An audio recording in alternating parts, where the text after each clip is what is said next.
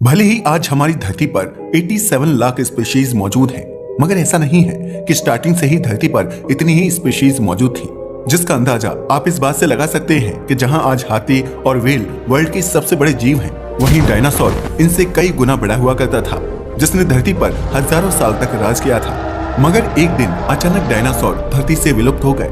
जब वैज्ञानिकों ने इसके बारे में रिसर्च की तो पता चला कि एक नहीं बल्कि 5 बार धरती से जीव विलुप्त हो चुके हैं, जिन्हें मास एक्सटिंक्शन कहा जाता है। आखिर यह मास एक्सटिंक्शन कब, क्यों और कैसे हुए? धरती का इतिहास 400 करोड़ साल पुराना है और इतने बड़े पीरियड में केवल 87 लाख स्पीशीज जन्म ले ये पॉसिबल नहीं है, क्योंकि आज तक करोड़ों स्पीशीज जन्म ले चुकी हैं। मगर सोचने वाली बात है कि ये करोड़ों प्रजातियां आखिर गईं कहां? वैसे तो इसके लिए कई सारी थ्योरीज सामने आई हैं, मगर इसका जवाब आपको चार्ल्स डार्विन की नेचुरल सिलेक्शन की थ्योरी में मिलेगा। इस थ्योरी के अकॉर्डिंग प्रकृति में कुछ भी स्टेबल नहीं है, तभी तो धीरे धीरे सारी प्रजातियां खत्म होती जाती हैं और बस वो ही यहाँ सरवाइव कर पाती हैं, जो खुद को नेचर के साथ ढाल लेती हैं, जिसे आप इंसानों के एग्जाम्पल से समझ सकते हैं। जैसे जब कोई बच्चा जन्म लेता है तो उसका डीएनए अपनी पेरेंट से 100% मैच नहीं करता और डीएनए में आने वाली ये चेंज ही उसे नए एनवायरनमेंट के लिए स्ट्रॉन्ग बनाते हैं। वह नए चेंज की वजह से ही अपनी जनरेशन को आगे बढ़ा सकता है। अदरवाइज अगर उसमें चेंजेस नहीं आएंगे तो वो climate change and global warming and cooling के इफेक्ट से खुद को बचा नहीं पाएगा, क्योंकि अगर किसी जीव में ग्लोबल वार्मिंग और क्लाइमेट को झेलने की क्षमता नहीं है तो वह विलुप्त हो जाता है। इसे ही नेचुरल सिलेक्शन का नियम कहा जाता है। जहाँ पर जो झेल सकता है वह जिंदा रहता है, जो नहीं झेल पाता वह विलुप्त हो जाता है। डार्विन का कहना है कि धरती के इतिहास में इवोल्यूशन और नेचुरल सिलेक्शन की वजह से ही बहुत सारी स्पीशीज खत्म हुई हैं और आज वही जिंदा हैं जो धरती के एनवायरनमेंट के साथ खुद को कंफर्टेबल कर पाई हैं। हालांकि वैसे तो डार्विन की थ्योरी काफी रोमांचक और इंटरेस्टिंग है, लेकिन मोस्टली वैज्ञानिक इनकी थ्योरी से सेटिस्फाई नहीं थे, क्योंकि उनका मानना था कि अगर नेचुरल सिलेक्शन की थ्योरी सही है तो भी धरती पर बहुत सारी स्पीशीज को होना चाहिए था, लेकिन ऐसा नहीं है। यही वजह है कि वैज्ञानिकों का स्पीशीज में इंटरेस्ट बढ़ता गया और उन्हें समझ आ गया कि नेचुरल सिलेक्शन थ्योरी के अलावा भी कुछ न कुछ ऐसा जरूर हुआ है जिसने धरती से प्रजातियों को गायब कर दिया। वैज्ञानिकों का कहना है कि नेचुरल सिलेक्शन के अलावा भी कोई ऐसा फैक्टर रहा होगा जिसने एक साथ धरती की प्रजातियों को खत्म कर दिया होगा। डीप रिसर्च के बाद सामने आया कि यह फैक्टर कोई और नहीं बल्कि मास एक्सटिंक्शन था। असल में धरती पर बहुत सारी स्पीशीज रहा करती थी, जिनमें से 99% का तो हमें पता भी नहीं है, मगर जब भी मास एक्सटिंक्शन हुआ तो एक साथ 70 से 80% तक प्रजातियां विलुप्त हो गईं। यही वजह है कि 5 मास एक्सटिंक्शन को झेलने की वजह से आज धरती पर केवल 87 लाख स्पीशीज बची हैं। वैसे हम आपको बता दें कि वैज्ञानिकों की डीप रिसर्च से सामने आया है कि धरती ने 5 बड़े मास एक्सटिंक्शन झेले हैं, लेकिन इनके बीच में छोटे मोटे मास एक्सटिंक्शन की तो गिनती भी नहीं की जा सकती। लेकिन कहा जाता है कि लगभग 20 से 25 मास एक्सटिंक्शन धरती झेल चुकी है, मगर इनमें से केवल 5 के बारे में हमें जानकारी है, क्योंकि ये बहुत बड़ी थी। तो आज हम 5 बड़े मास एक्सटिंक्शन की बात करने वाले हैं जिन्होंने हमारी धरती से प्रजातियों को मिटा दिया था। पहले नंबर पर आता है ऑर्डोविशियन सिल्यूरियन मास एक्सटिंक्शन। अगर बात करें इस मास एक्सटिंक्शन की तो यह आज से 44 करोड़ साल पहले हुआ था। यह टेरिबल डिस्ट्रक्शन के साथ आया था, जिसने धरती से प्रजातियों का नामो निशान मिटा दिया था। ये कितना भयंकर था इसका अंदाजा आप इस बात से लगा सकते हो कि 5 मास एक्सटिंक्शन में यह सबसे खतरनाक था। वैसे हम आपको बता दें, जब यह मास एक्सटिंक्शन आया था तब धरती पर आज की तरह 7 कॉन्टिनेंट और अलग अलग महासागर नहीं थे, बल्कि सभी महासागर और महाद्वीप एक जगह जुड़े हुए थे। इसे गोंडवाना आइलैंड कहा जाता था।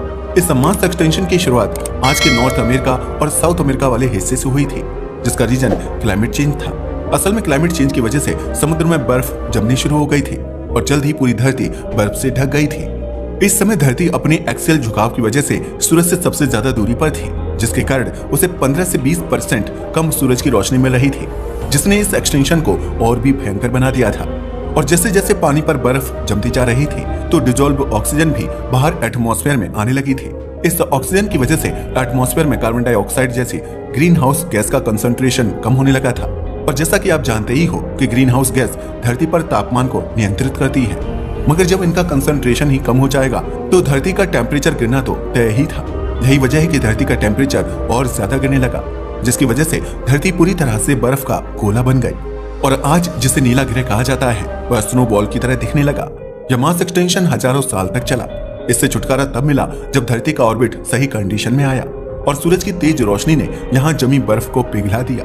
लेकिन धरती से बर्फ पिघलने के बाद भी ऑक्सीजन लेवल सही नहीं हो पाया और बचे हुए जीवों में से भी ज्यादातर मारे गए।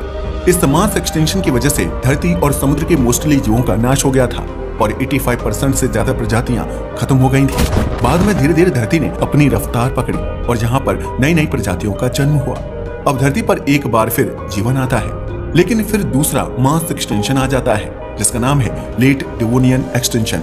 अगर इसके टाइम पीरियड की बात करें तो यह आज से 37 करोड़ साल पहले हुआ था और 2.5 करोड़ साल तक चला था। ये भी बहुत टेरिफाइंग था, जिसका अंदाजा आप इस बात से लगा सकते हो कि इसमें धरती की 71% प्रजातियां खत्म हो गई थी। मगर इसका सबसे ज्यादा खामियाजा मरीन लाइफ को उठाना पड़ा, क्योंकि इस एक्सटेंशन की वजह से समुद्र में रहने वाले सबसे ज्यादा जीवों की मौत हुई थी। ऐसा इसलिए क्योंकि इसने मरीन लाइफ के हैबिटेट को ही नष्ट कर दिया था, जिसकी वजह से सी लेवल में भी उतार चढ़ाव हुए थे और ग्लोबल कूलिंग जैसी सिचुएशन बन गई थी। इस मास एक्सटेंशन में भी धरती को खतरनाक ठंड का सामना करना पड़ा, जिसकी वजह से प्रजातियां अपने अंत की तरफ पहुंच गई थीं। हालांकि वैज्ञानिकों का कहना है कि इस मास एक्सटेंशन के लिए केवल ग्लोबल कूलिंग ही रिस्पॉन्सिबल नहीं है, बल्कि इस दौरान कई कॉमेट अटैक भी हुए थे। इन कॉमेट अटैक से धरती की प्रजातियों को तो नुकसान पहुंचा ही, साथ ही समुद्र में भी इससे कई घटनाएं घटित हुई, जिसमें भूकंप, सुनामी और वोल्केनो जैसे फिनोमेना शामिल थे।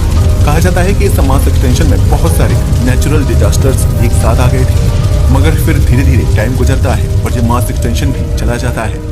अब धरती फिर से ग्रो करती है और यहाँ पर फिर से प्रजातियां आ जाती हैं। 10 करोड़ साल तक कोई नया मास एक्सटेंशन नहीं आता, जिसकी वजह से धरती पर पहले से भी ज्यादा प्रजातियां आ चुकी थी। मगर वो कहते हैं ना, जब सब अच्छा चल रहा हो तो कुछ ना कुछ बहुत बड़ा होता है, और ऐसा ही कुछ धरती के साथ भी हुआ जब धरती को झेलना पड़ा तीसरा मास एक्सटेंशन। इसका नाम था पर्मियन ट्रायसिक एक्सटेंशन।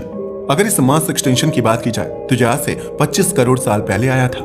यह एक्सटेंशन भले ही तीसरे नंबर का हो, लेकिन धरती के इतिहास का सबसे भयंकर और खतरनाक मास एक्सटेंशन था, क्योंकि इसने धरती से लाइफ का नामो निशान तक मिटा दिया था।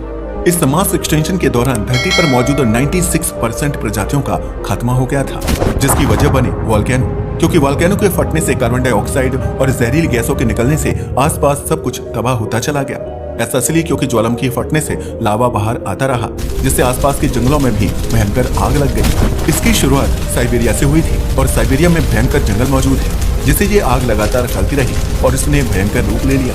आग फैलने से वो वहाँ मौजूद कोल डिपॉजिट तक पहुँच गई, जिसकी वजह से आग थमने का नाम नहीं ले रही थी और लगातार प्रचंड होती जा रही थी, जिसने 96% प्रजातियों का सर्वनाश कर दिया। इस एक्सटिंक्शन से जंगल और जमीन की प्रजातियां तो खत्म हुई थी, मगर कोल डिपॉजिट से निकलने वाले जहरीले धुएं से एसिड रेन होने लगी, जिसने मरीन लाइफ को बर्बाद कर दिया। क्योंकि एसिड रेन से समुद्र का एसिडिक लेवल बढ़ गया था, जिससे समुद्र में भी जीव नाम मात्र ही बचे थे। ये मास एक्सटेंशन कितना खतरनाक होगा, इसका अंदाजा आप इस बात से लगा सकते हो कि पूरी दुनिया में फैले जीवों की पूरी प्रजातियां नष्ट हो गई थी। इसमें 81% जली जीव और 71% लैंड के जीव मारे गए थे। इस वक्त धरती पर बड़े बड़े जीव मौजूद नहीं थे, ज्यादातर जीव छोटे ही थे, लेकिन इस मास एक्सटेंशन ने इन जीवों को भी नहीं छोड़ा। यही वजह है कि इस मास एक्सटेंशन के बाद इकोसिस्टम को ट्रैक पर आने में लंबा समय लग गया। मगर फिर आता है ट्रायसिक जुरासिक मास एक्सटेंशन। यह मास एक्सटेंशन भी बहुत भयंकर था। अगर इसके टाइम पीरियड की बात की जाए तो यह आज से 20 करोड़ साल पहले आया था। इस मास एक्सटेंशन ने धरती से लगभग 75% प्रजातियों का सफाया कर दिया था, जिसमें 55% तो केवल मरीन लाइफ ही थे। वैसे इन मास एक्सटिंक्शंस के अध्ययन से ये तो पता चलता है कि सभी मास एक्सटिंक्शन में सबसे ज्यादा नुकसान मरीन लाइफ को झेलना पड़ा है। ऐसा इसलिए क्योंकि मास एक्सटिंक्शन होने के लिए समुद्र में होने वाले परिवर्तन ही रिस्पॉन्सिबल होते हैं। तभी तो ग्लोबल कूलिंग हो या ग्लोबल वार्मिंग, सबसे पहले ओशन में ही इसके प्रभाव देखने को मिलते हैं। इनफैक्ट प्राकृतिक आपदाएं जैसे ज्वालामुखी के फटने से जो जहरीली गैस निकलती हैं, वो भी बारिश के साथ समुद्र में पहुंच जाती हैं और वहां मौजूद मरीन लाइफ को डिस्टर्ब करती हैं, और यही वजह है कि मरीन लाइफ खत्म हो जाती है। ऐसा ही इस मास एक्सटिंक्शन के साथ भी हुआ। इसने भी मरीन लाइफ को बहुत बर्बाद किया, जिसकी वजह से सी लेवल में बदलाव हुए, जिससे यहाँ की प्रजातियों को नुकसान होने लगा। यही नहीं, छोटे छोटे तालाब और झीलें भी सूखने लगे थे, जिससे पानी की कमी देखने को मिल रही थी और जमीन पर मौजूद जीव भी प्यासे मर रहे थे। पेड़ पौधे सूख रहे थे और ऑक्सीजन लेवल डगमगाने लगा था। एक तो भयंकर सूखा पड़ रहा था, जिसकी वजह से बड़े बड़े जीव मर रहे थे। साथ ही इस वक्त कॉमेट अटैक हो रहे थे, जिसने ताबूत में आखिरी कील ठोकने का काम कर दिया और वातावरण में जहर घुल गया। इन जहरीली गैसों ने एसिडिक रेन को भी आमंत्रित कर दिया, जिससे समुद्र में एसिडिक लेवल बढ़ गया और समुद्र एक बार फिर एसिड से भर गया। ये वही मास एक्सटिंक्शन था जिसके बाद में डायनासोर धरती पर आए थे। वैसे ही ऐसा इसलिए क्योंकि इस दौर में डायनासोर पनपने शुरू हुए थे, लेकिन तब इनका आकार बहुत छोटा हुआ करता था, जिसकी वजह से वे इस मास एक्सटिंक्शन में बच गए थे। और इनके अलावा बड़े बड़े सारे जीव इस मास एक्सटिंक्शन में मर गए थे। बड़े जीवों के मरने की वजह से डायनासोर को ग्रो करने से रोकने वाला कोई नहीं था और फिर ऐसा ही हुआ। डायनासोर को धरती पर राज करने का अच्छा खासा टाइम मिल गया, जिसकी वजह से उन्होंने करोड़ों साल तक धरती पर एक छत्र राज किया। मगर फिर आता है धरती का आखिरी मास एक्सटिंक्शन, जिन्होंने डायनासोर जैसे बड़े जीवों का धरती से सफाया कर दिया और रास्ता साफ किया इंसानों का, जो आज तक धरती पर राज कर रहे हैं। Cretaceous Palaeocene extinction event. अगर इसके टाइम पीरियड की बात की जाए तो ये आज से 6.5 करोड़ साल पहले आया था। इस मास एक्सटिंक्शन का अराइवल एक एस्टेरॉइड के टकराने से हुआ था। असल में एक एस्टेरॉइड धरती से टकराया था, जिसने धरती से डायनासोर का सफाया कर दिया था। ये एस्टेरॉइड 10 से 15 किलोमीटर बड़ा था, जो तेजी से धरती की ओर बढ़ रहा था और अचानक से धरती से टकरा गया था। अगर बात की जाए इसके टकराने की, तो आज जहां पर गल्फ ऑफ मैक्सिको है, उसी जगह से ये टकराया था। इसके टकराने से ही 180 किलोमीटर बड़ा गड्ढा हुआ था, जो आज भी मौजूद है। यह टक्कर वास्तव में बहुत बड़ी थी, क्योंकि इसने धरती की टेक्टोनिक प्लेट्स को हिलाकर रख दिया था। इस टकराहट की वजह से इसके आसपास के हजारों किलोमीटर का एरिया पूरी तरह से साफ हो गया था। इस टकराहट से वहां मौजूद जीव जंतु तुरंत ही मौत के घाट उतर गए थे और किसी को समझ ही नहीं आया कि क्या हुआ। वहां मौजूद पेड़ और जीव जंतु तुरंत ही राख में बदल गए थे। यह टक्कर 10 एटम बम के एक साथ फटने से भी ज्यादा भयंकर थी। यह टक्कर कितनी भयंकर होगी, इसका अंदाजा आप इस बात से लगा सकते हो कि इस टक्कर के बाद में पूरी धरती पर ज्वालामुखी और भूकंप दिखने लगे। ऐसा इसलिए क्योंकि टेक्टोनिक प्लेट्स बुरी तरह से हिल गई थी, जिससे धरती के साथ साथ समुद्र में भी ज्वालामुखी फटने लगे। समुद्र में ज्वालामुखी की वजह से सुनामी भी आ गई, जिससे मरीन लाइफ भी डिस्टर्ब हो गई। इस एस्टेरॉइड की वजह से भूकंप, ज्वालामुखी, सुनामी और बवंडर जैसी प्राकृतिक आपदाएं पूरी धरती पर आने लगी और इनसे निकलने वाली जहरीली गैसों ने धरती के पूरे एटमॉस्फेयर को भर दिया। इस मास एक्सटिंक्शन की वजह से 12 किलोग्राम से ज्यादा भारी जीव एक झटके में खत्म हो गए और धरती से 78% जीवन का खात्मा हो गया था। केवल सी टर्टल और इंसेक्ट्स की कुछ स्पीशीज ही बच पाई थी और यही वो जीव थे जो जिंदगी को आगे लेकर आए और आज भी मौजूद है। ये मास एक्सटिंक्शन अगले 10,000 सालों तक जारी रहा और धीरे धीरे धरती ने अपने आप को संभाल लिया। सब कुछ नॉर्मल होने लगा। फिर इस मास एक्सटिंक्शन के 5.5 करोड़ साल बाद धरती पर एंट्री होती है ह्यूमन की, और उसके बाद क्या हुआ ये तो आपको पता ही है। वैसे आपका मास एक्सटिंक्शन के बारे में क्या ख्याल है? क्या धरती फिर से किसी मास एक्सटिंक्शन को झेलने वाली है? अपनी राय को हमें कमेंट करके बताना ना भूलिएगा। वीडियो अच्छा लगा हो तो इसे लाइक और शेयर करें, साथ ही हमारे चैनल को सब्सक्राइब करें।